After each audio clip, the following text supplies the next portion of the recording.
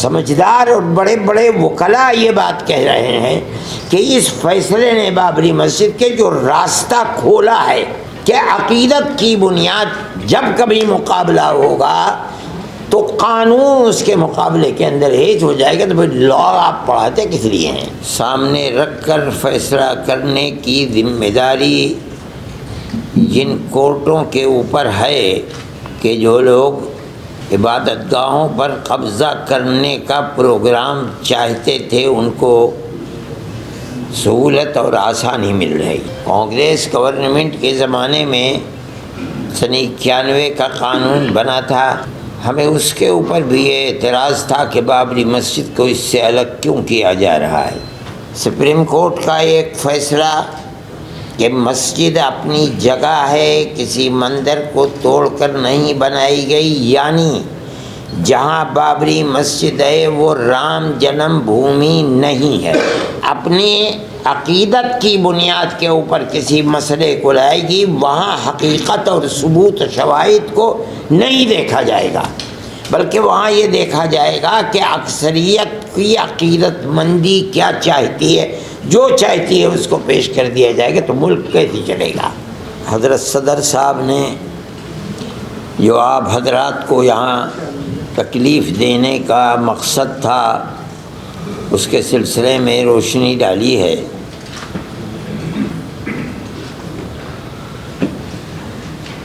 مسلمان ملک کی آزادی کے بعد اس طرح کے مسائل میں گھرا ہوا ہے۔ بابری مسجد کا مسئلہ تھا، لیکن اسی زمانے میں مختلف مسجدوں کے مسئلے، خود دلی کی جامع مسجد کا مسئلہ ہے، احمد آباد کی مسجد کا مسئلہ ہے، سنبھل کی مسجد کا مسئلہ ہے، متھرا ہے، یہ تمام مسائل اٹھ رہے تھے۔ لیکن اس وقت جس تیزی کے ساتھ یہ مسائل اٹھے ہیں ان سے یہ محسوس ہوتا ہے کہ قانون کو سامنے رکھ کر فیصلہ کرنے کی ذمہ داری جن کورٹوں کے اوپر ہے وہاں ایسی لچک اور ڈھیل پیدا ہوئی ہے کہ جو لوگ عبادت گاہوں پر قبضہ کرنے کا پروگرام چاہتے تھے ان کو سہولت اور آسانی مل رہی ہے۔ کانگریس گورنمنٹ کے زمانے میں سن 91 کا قانون بنا تھا، ہمیں اس کے اوپر بھی یہ اعتراض تھا کہ بابری مسجد کو اس سے الگ کیوں کیا جا رہا ہے، لیکن کیا گیا کیونکہ جمعیت علماء ہی اس کیس کو لڑ رہی تھی، اور ہم پوری قوت کے ساتھ جو بہتر سے بہتر وکیل تھے ان کو سامنے لا کر ہم نے اپنے دعوے کو پیش کیا، اور ہم بار بار یہ بات کہتے تھے کہ ثبوت اور شواہد کی بنیاد کے اوپر، یعنی قانونی دلائل کی بنیاد پر جو فیصلہ سپریم کورٹ کا ہوگا ہم اسے قبول کریں گے۔ سپریم کورٹ کا ایک فیصلہ کہ مسجد اپنی جگہ ہے، کسی مندر کو توڑ کر نہیں بنائی گئی، یعنی جہاں بابری مسجد ہے وہ رام جنم بھومی نہیں ہے، یہ فیصلہ کورٹ نے دے دیا سپریم کورٹ میں۔ یہ دلیل تھی، سروے ہوا تھا، سروے سے ثابت ہوا کہ یہاں کوئی دوسری عمارت نہیں تھی، لیکن ایک دوسرا فیصلہ کہ ہم یہ مسجد اکھاڑے کو دیتے ہیں، اس کی کوئی دلیل، کوئی ثبوت، کوئی شواہد نہیں ہے۔ سپریم کورٹ کے اس فیصلے نے، آپ خود دنیا کو دیکھیں، ملک کو دیکھیں، اس فیصلے نے کہ ہم عقیدت کی بنیاد پر اس مسجد کو توڑوا کر کے ہم اکھاڑے کو دیتے ہیں، اس نے جو راستہ دکھلایا ہے اس راستے دکھلانے کے بعد پھوٹ پڑے ہیں مسائل کہ اس مسجد کو بھی لو، اس مسجد کو بھی لو، اس مسجد کو بھی لو، اس کے اوپر بھی۔ اس کا مطلب ہے کہ قانون کے راستے کے اوپر چلنا جو کورٹ کا امتیاز تھا، صرف بابری مسجد کے فیصلے نے راستہ دکھلایا کہ نہیں،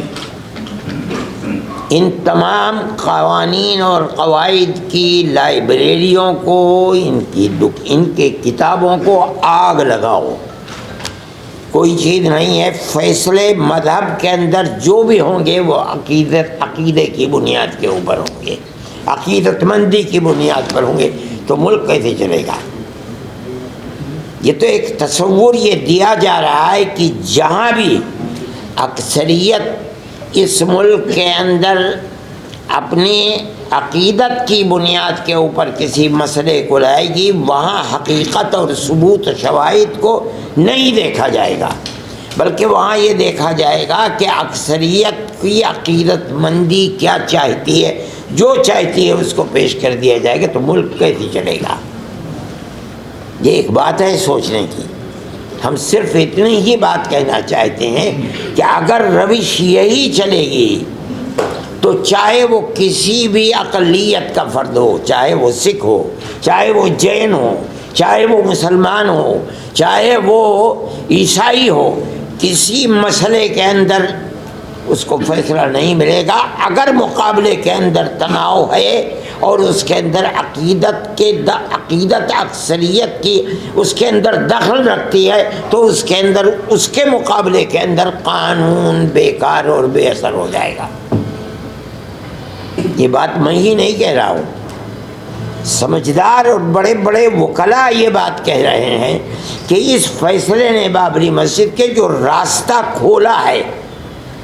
کہ عقیدت کی بنیاد جب کبھی مقابلہ ہوگا تو قانون اس کے مقابلے کے اندر ہیج ہو جائے گا، تو پھر لا آپ پڑھاتے کس لیے ہیں؟ لائبریریوں کے اندر آپ کے ہزاروں کتابیں کس لیے رکھی ہوئی ہیں؟ ان کو آگ لگا دیجئے۔ یہی مسئلہ ہے۔ یہ ملک کا میں سمجھتا ہوں بہت بڑا المیہ ہے کہ اس ملک کے اندر آج مسلمان یہ کہہ رہا ہے کہ مسئلے کی بنیاد لوور کورٹ سے لے کر سپریم کورٹ تک عقیدت کے اوپر ہے، قانون کے اوپر نہیں ہے۔